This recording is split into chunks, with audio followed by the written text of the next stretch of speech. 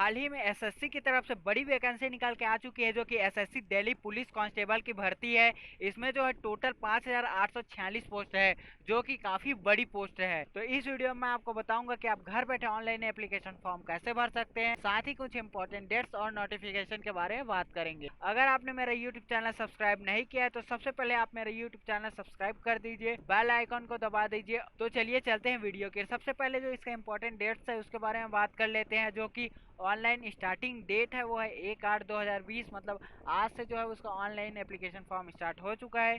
इसका last date 7/9/2020 और payment का लास्ट डेट 9/9/2020 है। इसका जो ऑफलाइन पेमेंट डेट है वो 14/9/2020 है। जो इसका फीस है वो जनरल और ओबीसी के लिए 100 रुपये, एससी और एसटी के लिए 0 रुपया। एज लिमिट जो है 18 से 25 ईयर के बीच का है। तो सामने स्क्रीन पे आपको जो है वो सारी इन्फॉर्मेशन दिखाई दे रही है।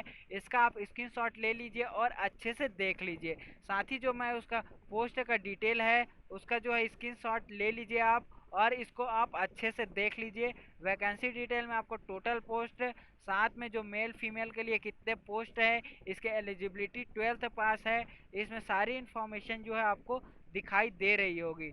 तो इन सारी इन्फॉर्मेशन का आप स्क्रीनशॉट ले लीजिए और अच्छे से देख लीजिए। उसके बाद चलते हैं ऑनलाइन अप्लाई की तरफ। तो सबसे पहले आपको गूगल पे चले जाना है, उसमें टाइप कर लेना है एसएससी। एसएससी टाइप करने के बाद जैसे आप एंटर मारोगे, स्टाफ सिलेक्शन कमीशन, इसमें आपको क्लिक कर लेना है। जैसे आप क्लिक करोगे आपके सामने इस तरह का पेज ओपन होगा। अगर आप पहले रजिस्ट्रेशन कर चुके हैं तो अपने यूज़र आईडी और पासवर्ड डाल के जो है लॉगिन कर सकते हैं। अगर आप जो न्यू यूज़र है तो नीचे जो है वो रजिस्ट्रेशन नाउ पे क्लिक कर लीजिए। जो ऑनलाइन फॉर्म का लिंक है वो मैं डिस्क्रिप्शन पे दे दूंगा, आप वहाँ पे क्लिक करते ही आप ऑनलाइन फॉर्म पे पहुँच जाएंगे। तो रजिस्ट्रेशन में आपको सबसे पहले बेसिक डिटेल, उसके बाद जो है कंडीशनल एंड कॉन्टैक्ट डिटेल, उसके बाद जो है फोटो और सिग्नेचर जो है अपलोड करना है। तो सबसे पहले जो है आपको बेसिक डिटेल फिलअप करना है। तो इसके लिए सबसे पहले do you have Aadhaar card, तो यस आपके पास आधार कार्ड है तो यस कीजिए, और जो है आधार कार्ड का नंबर जो है एंटर कर लीजिए। आधार कार्ड का नंबर एंटर करने के बाद जो है आधार कार्ड का नंबर वेरीफाई कर लीजिए। सेम नंबर यहाँ एंटर करके आप वेरीफाई कर लीजिए। वेरीफाई करने के बाद जो है आपको नेम पे क्लिक करना है और जो है आपका नाम यहाँ एंटर कर लेना है। उसके बाद जो है अपना नाम वेरीफाई कर लेना है। वेरीफाई करने के बाद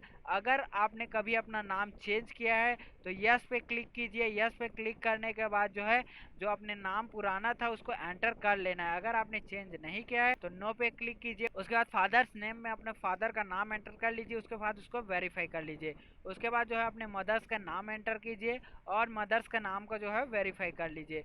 वेरीफाई करने के बाद जो है डेट ऑफ बर्थ एंटर कर लीजिए और डेट ऑफ बर्थ को वेरीफाई कर लीजिए। वेरीफाई करने के बाद एजुकेशन बोर्ड में आपको कौन से बोर्ड से पास आउट हुए उसको चूज़ कर लेना है। उसके बाद जो है एजुकेशनल बोर्ड को वेरीफाई कर लेना है। उसके बाद जो है आपको रोल नंबर एंटर कर लेना है। इसमें आपको 10th का जो है रोल नंबर एंटर करना है। रोल नंबर एंटर करने के बाद उसको वेरीफाई कर लीजिए। उसके बाद जो है पासिंग ईयर आपका कौन सा है वो सेलेक्ट कर लीजिए। उसके बाद वेरीफाई पासिंग ईयर पे क्लिक कीजिए और वेरीफाई कर लीजिए। उसके बाद जो है जेंडर आप चूज़ कीजिए। उसके बाद उसको वेरीफाई कर लीजिए। उसके बाद जो है लेवल ऑफ एजुकेशन क्वालिफिकेशन में आपको हायर एजुकेशन जो है वो चूज़ कर लेना है कि आप कहाँ तक पढ़े हुए हैं। उसके बाद आपको मोबाइल नंबर एंटर कर लेना है। उसके बाद मोबाइल नंबर को वेरीफाई कर लेना है। उसके बाद जो है आप ईमेल आईडी एंटर कर लीजिए और ईमेल आईडी को वेरीफाई कर लीजिए। आपको मोबाइल और ईमेल आईडी पे एक ओटीपी जाएगा, उस ओटीपी से आपको वेरीफाई कर आपको वैलिड मोबाइल नंबर और ईमेल आईडी जो है वो अपलोड कर लेना है, क्योंकि आपको ओटीपी के थ्रू आपको फाइनल वेरिफिकेशन करना होगा। तो उसके बाद जो है वो आपका स्टेट सेलेक्ट कर लीजिए। स्टेट सेलेक्ट करने के बाद जो है आपको सेव पे क्लिक करना है। जैसे ही सेव पे क्लिक करेंगे आप कंफर्म पे क्लिक कर दीजिए।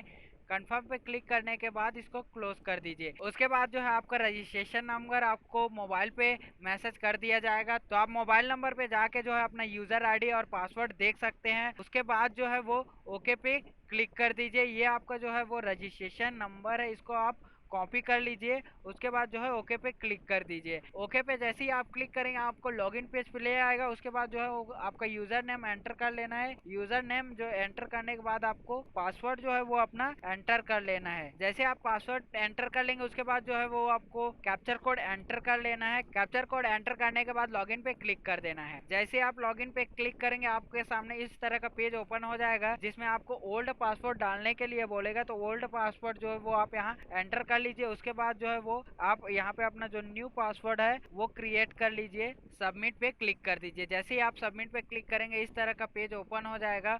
उसके बाद जो है आपको क्लोज पे क्लिक कर देना है। जैसे आप क्लोज पे क्लिक करेंगे आपको फिर से लॉगिन पेज पे ले जाएगा। तो लॉगिन पेज पे फिर से आपको जो है वो अपना यूजर आईडी और पासवर्ड एंटर कर लेना है। पासवर्ड वही एंटर करना है जो आपने न्यू क्रिएट किया हो। पासवर्ड एंटर करने के बाद जो है कैप्चर कोड एंटर कर लीजिए। कैप्चर कोड एंटर करने के बाद लॉगिन पे क्लिक कर दीजिए। जैसे आप लॉगिन पे क्लिक करेंगे कुछ इस तरह का इंटरफेस आपके सामने दिखाई देगा।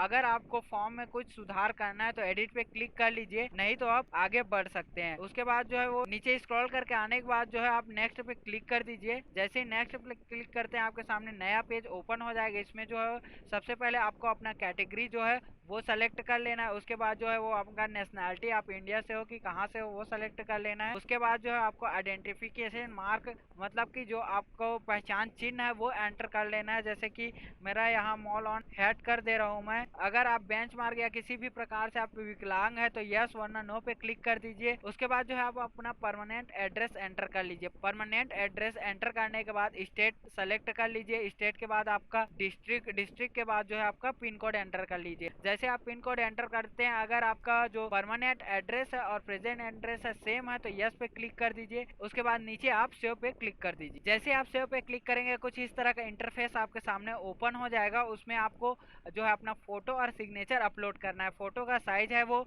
20 से 50 के भी होना चाहिए और जो सिग्नेचर का साइन है 10 से 20 के भी होना चाहिए। चूज फाइल पे जाके आप फोटो चूज करके आप अपलोड कर लीजिए। अपलोड करने के बाद जो है वो आप सेव ड्राफ्ट पे क्लिक कर दीजिए। उसके बाद जो है आई एग्री पे नीचे जो है क्लिक कर लीजिए। उसके बाद फाइनल सबमिट कर दीजिए।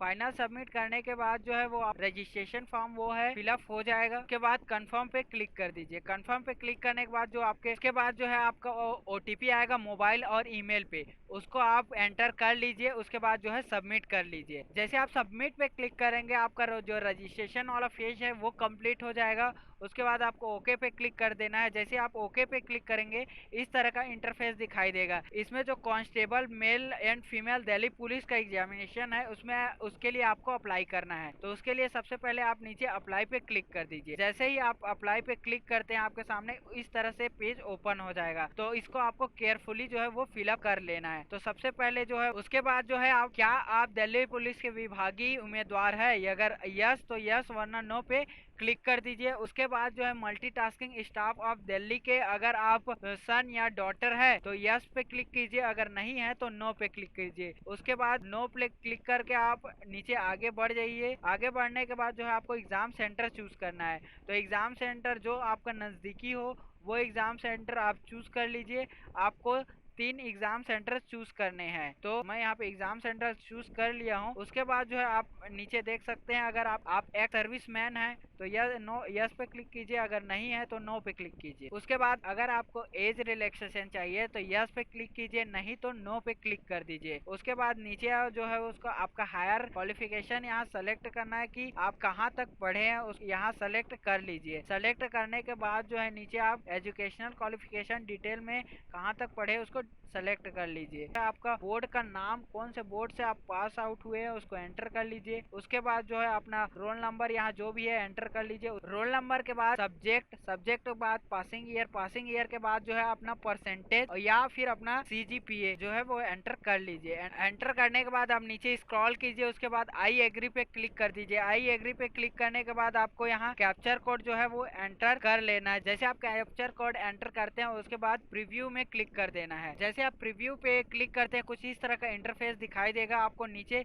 स्क्रॉल करके चले जाना है। उसके बाद अगर आप मॉडिफाई एडिट करना चाहते हैं तो मॉडिफाई एडिट पे क्लिक कर दीजिए, नहीं तो आप सबमिट पे क्लिक करके ओके क्लिक कर दीजिए। जैसे आप ओके क्लिक करते हैं जो आपका फाइनल सबमिशन है वो हो जाएगा। तो आप प्रिंट पे क्लिक करके प्रिंट कर सकते हैं या फिर जो है ओके पे क्लिक कर दीजिए। जैसे ही ओके पे क्लिक करते हैं आपको इस तरह का इंटरफेस दिखाई देगा। उसके बाद जो है अगर आपको फॉर्म को प्रिंट करना है तो प्रिंट पे चले जाइए। प्रिंट पे जाने के बाद तो यहाँ पे जो है वो अपने फॉर्म का जो प्रिंट आउट है वो ले सकते हैं। प्रिंट आउट लेके आप रख सकते हैं। ये आपका फाइनल प्रोसेस कंप्लीट हो चुका है। अगर आपको ये वीडियो पसंद आया तो लाइक कीजिए, दोस्तों के साथ शेयर कीजिए और हमारे चैनल को सब्सक्राइब करना ना भूलें।